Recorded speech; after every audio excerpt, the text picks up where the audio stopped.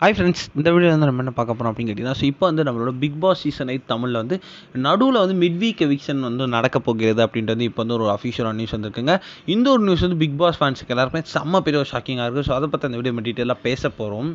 So Vijay டிவியில் இப்போ வந்து நம்மளோட பிக் பாஸ் சீசன் 8 வந்து ஒளிபரப்பாயிட்டு இருக்குது. நம்ம எல்லாருக்கும் தெரியும், கிட்டத்தட்ட வந்து ஸோ நம்மளோட டிஆர்பியில் நம்பர் 1 இடத்துல இருக்குது. இப்போ வந்து நம்மளோட கமலஹாசன் சார் தொகுத்து வழங்கிய ஷோ வந்து இப்போ வந்து நடிகர் விஜய் சேதுபதி தொகுத்து வழங்கிட்டு இருக்காரு. அவரும் வந்து ரொம்ப ரொம்ப சூப்பராக தொகுத்து வந்துட்டு இருக்காரு அப்படின்னு தான் சொல்கிறாங்க இன்டர்நெட்லேயும் கூட. ஏன்னா வந்து ரொம்ப ரொம்ப ஒரு நகைச்சுவையாக வந்து ஷோ எடுத்துகிட்டு போகிறாரு அப்படின்னு சொல்கிறாங்க. ஸோ ஒருவராக வந்து இப்போ வந்து வீடு வந்து ரொம்ப ரொம்ப டஃப்பான கண்டிஷனில் போயிட்டே இருக்குது. ஸோ ஒருத்தர் எலிமினேட் ஆகிட்டே இருக்காங்க. போன வாரம் கூட டபுள் எவிக்ஷன்லாம் நடந்துச்சு. ஸோ இந்த ஒரு விஷயம் வந்து ரசிகர் மத்தியில் ரொம்ப பெருசாக பேசப்படுது. ஸோ போக போக வீடு வந்து இன்னும் டஃப் ஆகிட்டு இருக்கு. ஸோ காம்படிஷன் ரொம்ப டஃப் ஆகிட்டு இருக்கு. அந்த மாதிரி இப்போ வந்து பிக் பாஸ் வீட்டில் வந்து தற்போது வந்து 15 போட்டியாளர் இருக்காங்க அப்படின்ட்டு சொல்லப்படுது. ஸோ இப்போ வந்து நிகழ்ச்சியோட இறுதி கட்டத்தை வந்து நம்ம நெருங்கிட்டு இருக்கோம் அப்படின்றதுனால இந்த வார இறுதியில் வந்து ஒருத்தர் வெளியேற அப்படின்ட்டு எதிர்பார்க்க நிலையில் வந்து இப்போ வந்து டபுள் எவிக்ஷன் வந்து நடக்க போகிறது அப்படின்னு வந்திருக்குங்க. அதாவது என்ன தகவல் அப்படின்னா, மிட் வீக் எவிக்ஷன் ஒன்று நடக்க போதான்.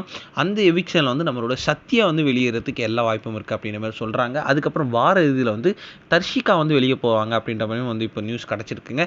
இந்த ஒரு விஷயம் வந்து பிக் பாஸ் ஃபேன்ஸ் பற்றியில் ரொம்ப பெருசாக பேசப்பட்டு இருக்கு அப்படின்னு கண்டிப்பாக சொல்லியே ஆகணும்.